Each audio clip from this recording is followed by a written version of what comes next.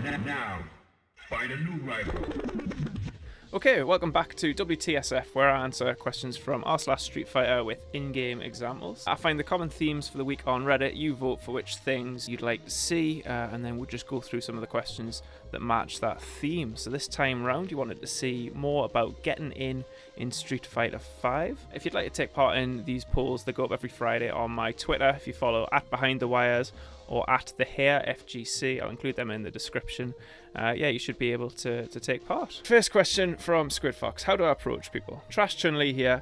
How do I get close to people with jabs in neutral? They always seem to attack first or have more range or block and punish. It makes it extremely difficult for me to approach people, so I end up turtling and just getting wrecked because I'm too discouraged to get close because I know I'll get bodied. So let's jump into the game and take a look at this. Okay, so first things first, this is a very Oki heavy game and quite an aggressive game, but even then that doesn't mean that your characters need to be up close and personal all of the time. Especially when it comes to characters like Chun-Li, they've actually got a lot of different things that complement being at mid to far ranges. So for Chun-Li, you've got things like the stand heavy punch, you've got back medium punch or forward medium punch, depending on what you want to do with it. You've also got things like crouch medium kick, which is very good. It's not used all too much, but stand medium kick is actually a very nice poking tool as well. So if you're playing as Chun-Li and someone's keeping you out, that's not necessarily a bad thing. She's got a lot of great things that can actually just sit and harass the opponent at those ranges. On top of her normal, she's got things like fireballs, which again are really nice little keep out tools. And another good indicator is she's got this EX spinning bird kick here, which just throws them right back out into that far range again. So based off things like that, you can tell that this character actually is quite comfortable in these ranges. Every character has a different kind of favorite range that they want to stand in when they're in neutral. It varies from matchup to matchup, not just character to character. That said, when you're learning a new character, there will be a sort of general datum range that you want to stay at. If the opponent wants to actually just keep you out at this mid to far range and you're Chun-Li, that's not necessarily a bad thing. You just hang out and just mash heavy punch all you want and just really bother them with things like that. Keeping them out at that range means that you also have really nice anti-air options as well that are more consistent and you're in a place where you can expect them. That said, if you really do have to get in, she's got things like EX Coke in there, which actually allow you to dash behind the fireball and things like that. Some of our longer range things, V-Trigger Cancel, which makes them really useful, makes some of them safe as well. And things like V-Trigger 2 Armor Break, of course. Things like our V-Skill allow it to change trajectory in the air, which is really useful. So some of the same things that you use to keep your opponent at range, Chun-Li can actually use to get in on people as well. So in conclusion, a well-utilized defensive Chun-Li can be a very good thing. If you do want to be an aggressive Chun-Li, that does exist. I'll recommend checking out my old teammate TKR. I'll drop some videos from him in the links down below as well. There's some very suffocating set plays and things like that she can also do. Good to see another SquidFox question. Thank you for persevering with Street Fighter 5. Hopefully you'll come back with some more questions soon enough. Next question from Miracle Hinnicle is just, how do I hit people that block everything? So in fighting games, you'll quite often hear people talk about rock, paper, scissors. There's a lot of different types of rock, paper, scissors in fighting games, but the most well-known one would be the fact that blocks beat attacks, and then of course throws beat blocks, and then on top of that, attacks will essentially beat throws by stopping you from getting in, interrupting. What this means is if you see somebody that is blocking a lot, the logical thing for you to do is sneak some throws in, especially if they're blocking things like jump-ins, so they're blocking straight after you've actually hit them once. You can use that time to sneak a throw in. Sometimes you'll do it straight after the jump-in, like that. Other times you'll sneak it in after a little jab like that, things like that, just to make sure that you're checking that they're still blocking. So when you start setting up these scenarios where you're throwing the opponent a lot, what you're doing is you're making them respond. You're forcing them to think about how they're defending, which means that they're going to start doing things like teching and jumping and backdashing and having to change their behavior, which is a good thing for you in the long run. One of the big parts of this game is encouraging the opponent to start teching mid-screen, basically. And once you start doing things like that, it opens up loads of other things that you can then start doing to mess with the opponent. So this opens up things like shimmies, where you're actually relying on them to be teching when they're waking up, and that'll grant you more predictable counter hit combos. You can really get in the head at that point of they don't know if they should be teching, should be throwing. If they're guessing, you're winning, to paraphrase Affy. Other things you can do, of course, is use jump-ins and things like that if they're crouch blocking a lot.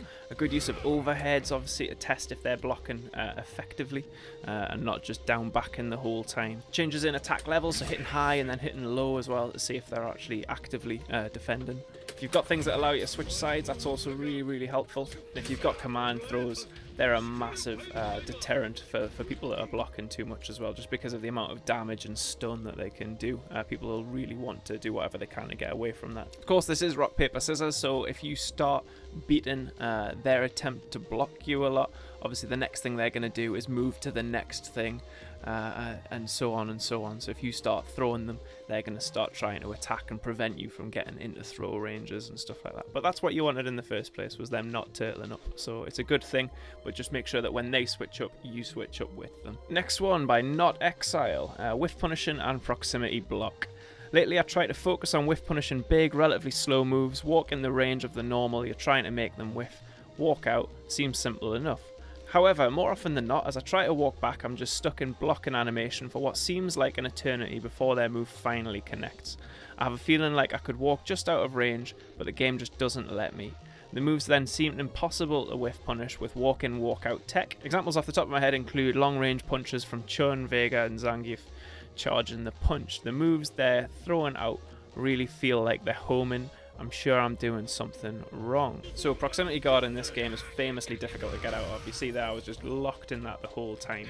The things that you can do are jump when you notice that you're actually getting caught in proximity guard. You can also dash out of it, which isn't always going to be useful, as you can see there. Some characters have like a vortex style attack, so if they notice that they're losing to something, they can actually just kind of drag the opponent in and break the charge that they're doing. Characters like Zangief and Seth both have moves like that. But all in all, yeah, it's quite difficult to get out of proximity guard in this game. If you're walking backwards and forwards into a range, there is a high likelihood that you're going to get caught in that. Sometimes it's just a matter of finding the right ranges for your character and the right buttons. You just got to experiment with them and see what it is that you can actually hit them with. There's a really good drill for practicing this on r/Street Fighter. I'll link that in the description. Very similar activity to what we've got here, only using Zangief, but walking backwards and forwards with the dummy. With a charge heavy punch, and then just trying to stay just on the cusp of that range so that you can punish it with whatever normals you're ready with. No point me doing that here, I'll link that in the description if you want to try that one out for yourself. Next one by Clyde Frog, when do I use my 3-frame normal? This feels like a stupid question, but I can't find any videos or posts that explain beyond they're the fastest attacks. I'm very new to Street Fighter 5, but I think I have a pretty good understanding of frame data, plus minus on block, safe, unsafe, etc. I play Laura, and I never use her 3-frame unless I'm mashing on wake up, which is seldom. Her 3-frame only links to itself or light elbow, and I usually just use her 4-frame normals instead. Maybe they're useful for other characters, but most 3-frames I've seen are super stubby and make for pretty weak combos. Is there something I'm missing? Thanks in advance. A lot of things in this game are built around the fact that moves with 3-frame startups exist. A lot of light attacks, mainly 3s and 4-framers, are plus on block, so that allows you to set up lots of frame traps. So here Manat's set to do her fastest move, which is a 3-frame light kick. If I press my standing light punch twice, there you'll see we get a counter hit notification on the left hand side. So when Manat's responding with her 3-frame jab, we're 1 frame ahead of her. Which means that ours is hitting her while hers is still in startup. Because that's hitting with a counter hit, we can actually hit with things that we couldn't necessarily hit before. So this is +3 on hit, but we've actually got additional frames there because it's a counter hit. So it can now do a 4-frame crouch and light punch afterwards and combo that. So you can use it for frame trapping quite often. Still not a lot of things with Laura, but it is there. They're quite nice after jump-ins because they get there early, so you can actually see if they are pushing any buttons after the initial blocking. Quite often you'll use them for tick throws because it instigates a block state for them that you can then actually do something with. Quite important for grappler characters like Laura because it encourages and enforces the opponent to think about blocking more, which means you can think about throwing with command throws more. Great for general harassment as well, so if you're walking forwards and you're using 3 and 4 frame attacks like this, you're making them think about blocking. You're using fast moves, so they don't necessarily want to do anything, and it just allows you to keep bothering them. And if they don't know what to do in these kind of scenarios, especially when there are counter hits and things like that, you can actually walk them quite far across the screen before they come up with any decent response. As you pointed out, really useful for actually intercepting if they haven't actually got Oki when they're acting like they do. So yeah, 3-frames have lots of applications. They're very, very useful for applying a lot of pressure in most scenarios. Laura in particular doesn't have a lot of things that she can do with them. Because her 3-frame jab is only +1 on hit, you can't actually create frame traps and things off it, which a lot of 3-framers normally allow. But there's still a lot of really important applications, especially as a grappler, like we said, of using it just to force that mentality of blocking onto the opponent. After jump-ins, when you have Oki, when you suspect that they're going to be backdashing and things like that, Normally a 3-frame jab is a really good way to stop them and really start them guessing and worrying about command throws. Last one by Freak17, how to find weak spots. So I recently bought Street Fighter 5 and I've been practicing combos off YouTube and playing PvP with some of my friends. During the match, I can't find a weak spot to start attacking. Whether they're attacking or blocking, I can't seem to land an attack or a combo. I'm in Kami, do I just need to keep on the pressure and hope they mess up? So we talked a little bit earlier about one kind of rock, paper, scissors, which was that throws are going to beat blocks, blocks are going to beat hits, and hits are going to beat throws. Another type of rock, paper, scissors in this game is actually the approach that your opponent is making against you and how you respond accordingly. In Street Fighter 5, this is a rock, paper, scissors of rushdown, preemptive, and reactive. So if they're behaving in a rushdown kind of manner, you will do preemptive things, like using big crush counter buttons and things like that to deter them from approaching. If your opponent is the preemptive one and they're the one sticking buttons out to try and stop you from rushing them down, then you need to switch up to a reactive approach, which means that you're actually looking for things to whiff punish. Or if you identify that they're preempting with blocks, that you start mixing throws in, as mentioned before. And if you identify that they're the ones being reactive and they're looking to whiff punish and things like that, you need to test their reactions to the extreme by rushing them down, which means now you're going for the jumps, the throws, the dash ups and things like that. It's important that you identify these things and cycle through them, as mentioned before with rock, paper, scissors. If you're doing that, the opponent's doing it too, so when you identify that they're shifting, you shift with that. So you've always got to be sort of one step ahead of them. If you suddenly feel that they're going to go from a reactive style into a rushdown style, you need to be ready to switch your style up as well. So yeah, that's that really. It's inspecting your opponent, observing what they're doing, adapting to that very, very quickly. At early stages in Street Fighter 5, a lot of opponents will just have one of those approaches. They'll either be rushdown, they'll be reactive, or they'll be preemptive.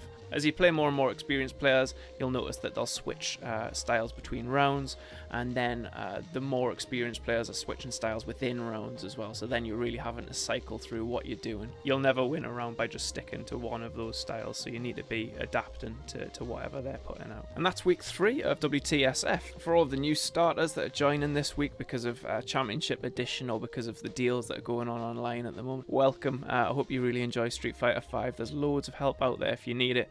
All you've got to do is ask in the right places, and hopefully you'll stick around.